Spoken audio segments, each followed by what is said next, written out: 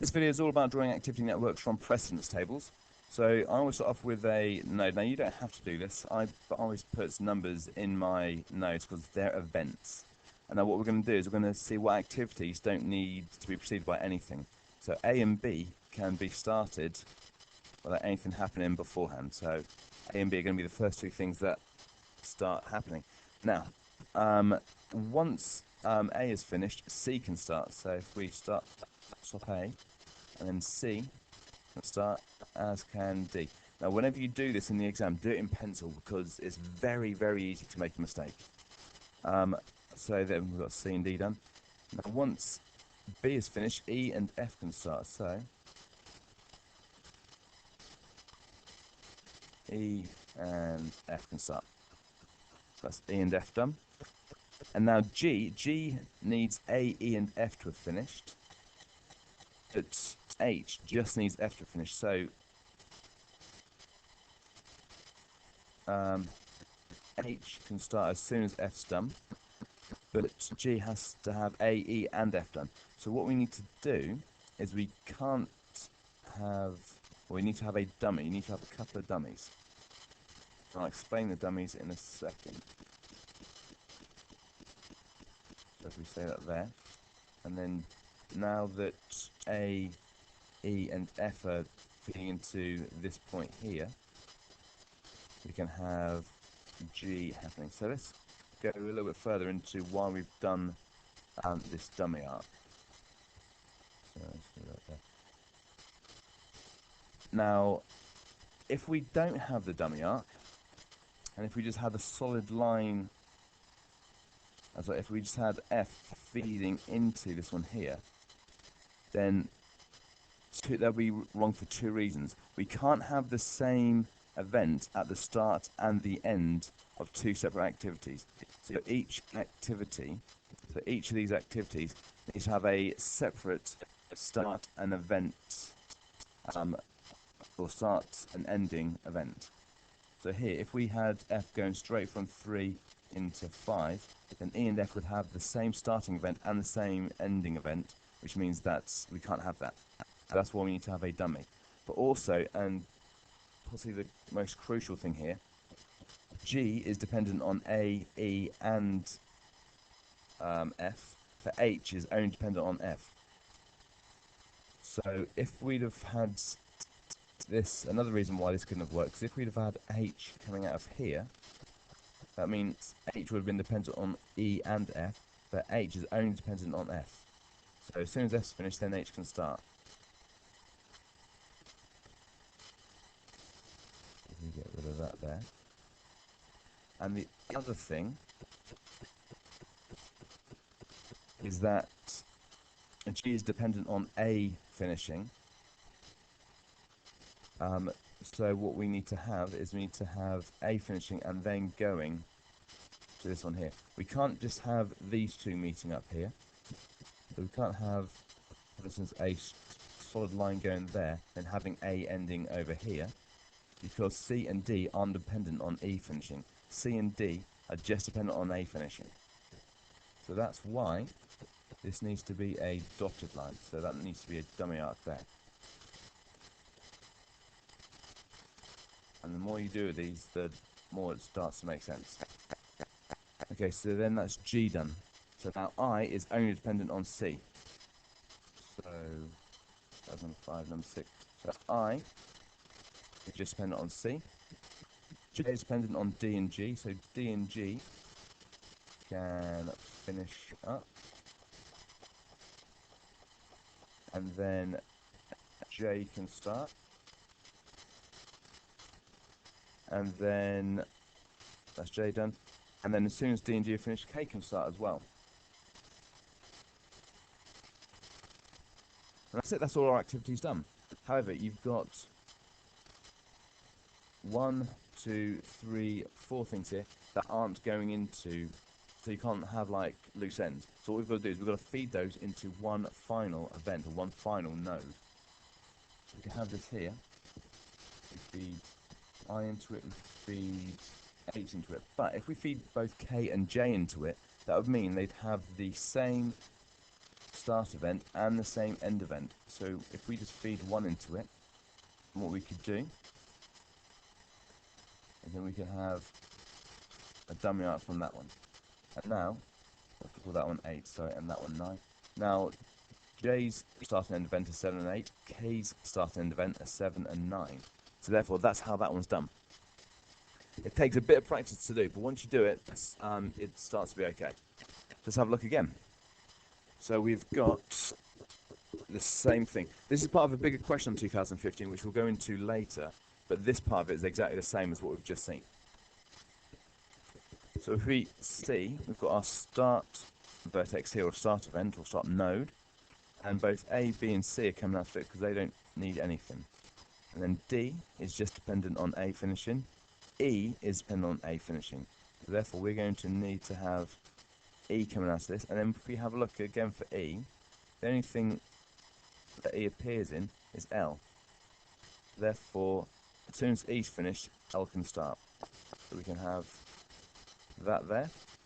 That's going to be E, and that takes 7 days. So that's that one done. And now, if we have a look at 2015 paper, the question actually said add activities E, F, and I in. So we've got to do F, and we've also got to do I. So I is dependent on B and C finishing. Now, if we have a look at this, there's nothing connecting B and C at the moment, so therefore we need to have a dummy arc between B and C. Now, if we have a dummy arc going this way, and then I coming off here, then what that implies is that G is just dependent on B, but H is dependent on B finishing and C finishing. If we have a look at H, H is only dependent on C. So, that bit was wrong, which is why we do it in pencil. So what we do is we have it going this way. And now H is only dependent on C, but F we can have coming out of here, because that is dependent on B and C finishing. If we have a look at what else, where else F appears, that's down here. So F can feed straight into L, and that's going to take 10 days. Now we've got I, so G and H have to have finished, and then I can start. And the only other time that I appears is down here, so that can feed right into there. And that's going to take 8 days. And so now we've completed our precedence there, when we've completed our activity network. So that's how that one looks, and that's why we need to have these dummies in there as well.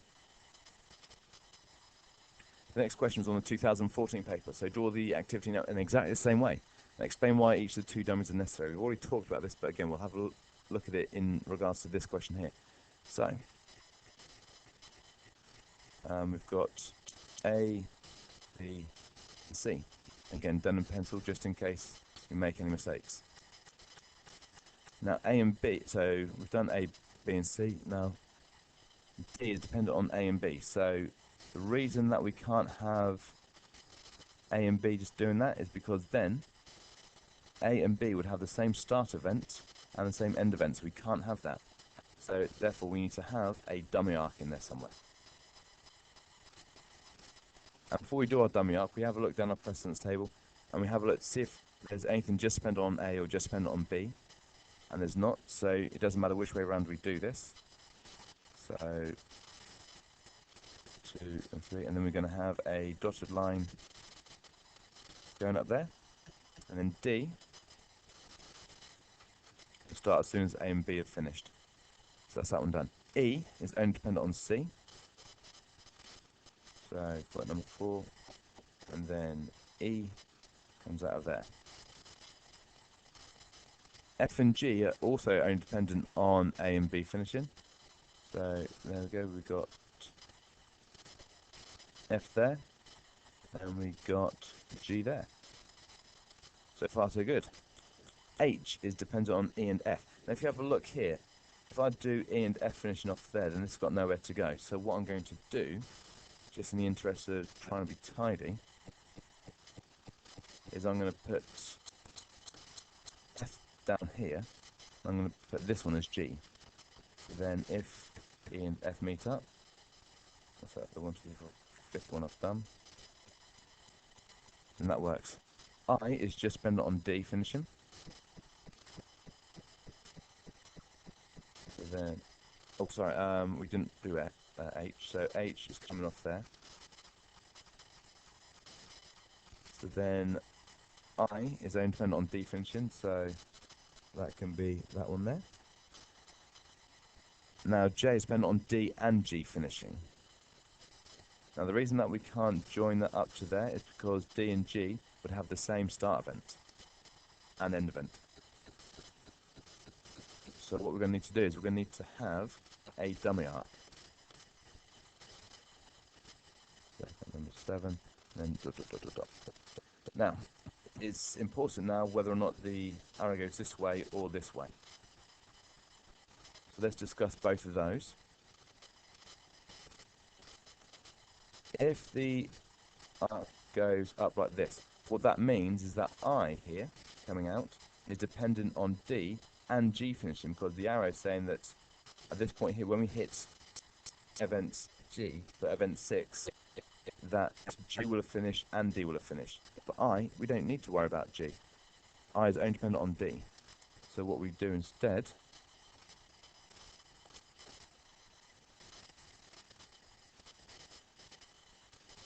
is we have it going this way.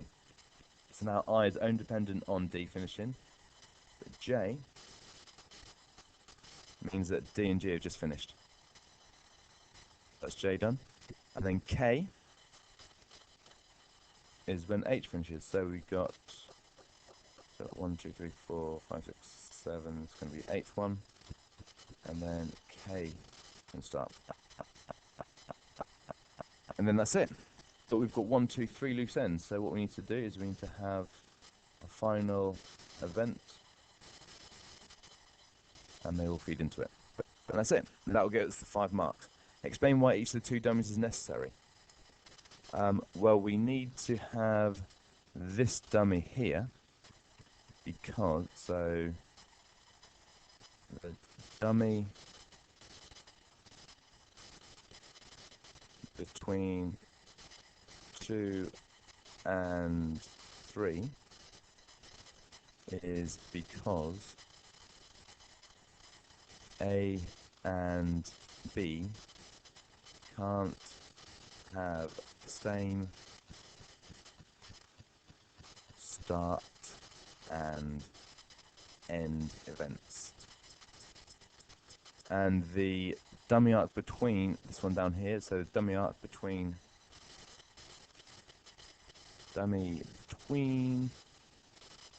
6 and 7